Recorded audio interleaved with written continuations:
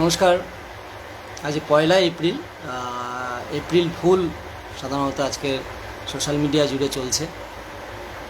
আমরা যারা একটু এই সময়কার মানুষজন যারা এই সোশ্যাল মিডিয়া বিভিন্ন মিডিয়ায় নজর রাখি, আপনি এপ্রিল ফুল কজন মানুষকে একসঙ্গে করতে পারবেন?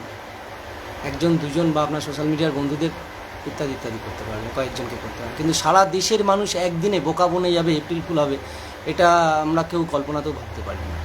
যদিও বলবেন যে এরকম কেন বলছেন, আপনি সকালবেলা দৈনিক নিউজ চ্যানেলগুলো, খবরের সংবাদপত্রগুলো যদি লক্ষ্য করে দেখেন, এই মুহূর্তে দাঁড়িয়ে আমাদের দেশে নিত্য প্রয়োজনীয় ওষুধ প্রায় 748টা ওষুধের উপরে সরকার তাদের মূল্যবৃদ্ধির ওপরে যে নিষেধাজ্ঞা ছিল সেগুলোকে ছেড়ে দিয়েছে। মানে সেটা তারা মূল্যবৃদ্ধি করতে পারে এবং কোম্পানিগুলো সেই ওষুধগুলোর দাম বাড়াতে পারে।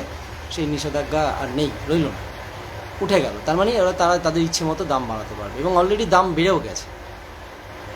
কোনোটা 25%, কোনোটা 12%, কোনোটা প্রায় তার থেকে বেশি 28-30 এরকম চলছে, যেগুলোর মধ্যে সুগার, প্রেশার, ক্যান্সার ইত্যাদি রয়েছে। তো আমরা যারা সাধারণ মানুষ, সারা দেশের সাধারণ মানুষ যারা নির্বাচিত করে জনপ্রতিনিধিদের পাঠানো হয় এবং এই সাধারণ মানুষদেরই সুযোগ সুবিধা দেখার জন্য, তাদের নিত্য প্রয়োজনীয় জিনিসের আওতায় রাখার জন্য, কেনার আওতার মধ্যে রাখার জন্য, ব্যবহার করার মধ্যে প্রয়োজনীয় জিনিস ব্যবহার করার সামর্থ্যের মধ্যে রাখার জন্য যাদেরকে আমরা পার্লামেন্ট বা বিধানসভা, লোকসভা বিভিন্ন জায়গায় পাঠাই, তাদের এই দিকটা নজর দেওয়া উচিত ছিল।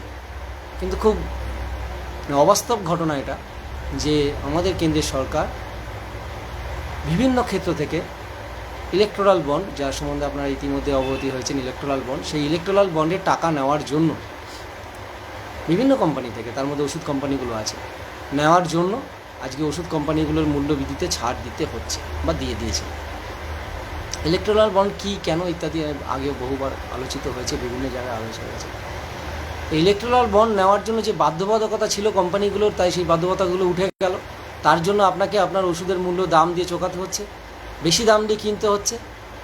তাহলে কোনো একটা সরকার, কোনো একটা রাজনৈতিক দল তার নিজের স্বার্থসিদ্ধির জন্য, তার ইলেকশনে জেতার জন্য বা ইলেকশনের কাজকর্ম করার জন্য যাবতীয় যা ফান্ডের প্রয়োজন, সেই ফান্ড যখন কোনো কোম্পানির কাছ থেকে তুলছে, সেই কোম্পানিকে তার যে প্রোডাক্ট আছে সেই প্রোডাক্টের মূল্যবৃদ্ধি করার মধ্যে কোনো বাধ্যবাধকতা থাকছে না, তার জন্য সাফার করছে সাধারণ মানুষ।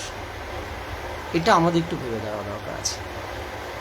হিন্দু, মুসলিম, শিখ, সাই, গির্জা, মন্দির, মসজিদ ইত্যাদি করে আপনাদের সামনে যা নাটক চলছে, যাবতীয় যা চলছে, এর আড়ালের পেছনে রয়েছে মূল উদ্দেশ্য এটাই। তাই আমাদেরকে ভাবার সময় এসছে যে আমরা হিন্দু মুসলিমে থাকবো, শিখ সাইতে থাকবো, মন্দির মসজিদে থাকবো, নাকি আমরা যাদেরকে নির্বাচিত করে পাঠিয়েছি তারা আমাদের কথা বলার জন্য যারা পার্লামেন্টে আছেন তাদেরকে জানান দেওয়ার সময় এসেছে যে আমরা তোমাদের যে কাজের জন্য এসেছি, পাঠিয়েছি, সেই কাজটা করো।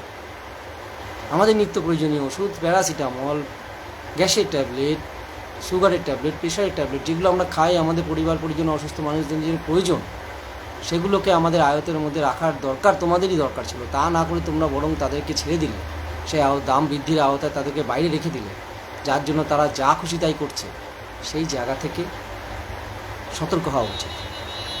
দেখবেন এই বিষয়ে কিছুটা রাজনীতি হবে, এই বিষয়ে কোনো রাজনৈতিক দল মাঠে নামবে না, কোনো রাজনৈতিক দল এই বিষয়ে প্রতিবাদ করবে না। বিশেষ করে যারা শাসকে আছেন, রাজ্য বলেন, কেন্দ্র বলেন, সবাই বলতে শোনা যাবে না।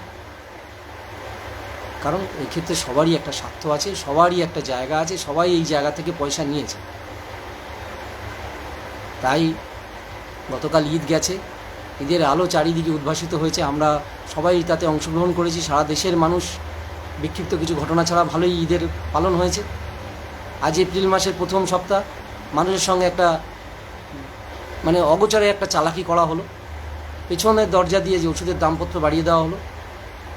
কিন্তু সেই ক্ষেত্রে কোনো দিন কোনো রাজনৈতিক দলের এখনও অবধি কোনো রকম কোনো স্টেটমেন্ট পাওয়া গেল না। ব্যতিক্রম আছে, বামপন্থীরা চিল্লাচ্ছে, হ্যাঁ, কিন্তু তারা তো শূন্য, তাদের কথা কম শোনে। আর একটা কথা বলে রাখি, এই প্রসঙ্গে যখন উঠলই বলেছিলাম, শূন্য যখন, শুধু জেনে রাখবেন এই ইলেকটোরাল বন্ডে বামপন্থীরাও শূন্য, যার জন্য আপনাকে এক্সট্রা পয়সা দিয়ে, বেশি পয়সা দিয়ে ওষুধ কিনতে হচ্ছে না এবং তাদের দায় কোনোদিন বামপন্থীদের ঘাড়ে আসবে না। ঠিক একইভাবে বিভিন্ন ক্ষেত্রে যে দুর্নীতি এখন অবধি বামপন্থীদের গায়ে আসেনি, আগামীতেও আসবে না, এই আশাই রাখি, এই বিশ্বাস রেখেই এখনও এগিয়ে চলছি। সেই শক্ত করে সেই জায়গাটা ধরে রেখেছি এবং আপনারা সচেতন হন।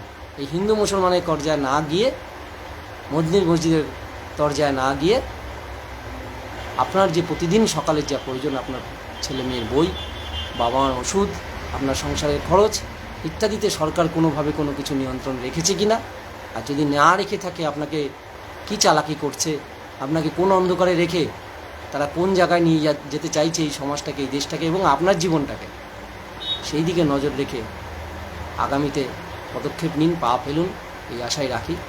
সবাইকে আরেকবার নমস্কার জানিয়ে শেষ করছি।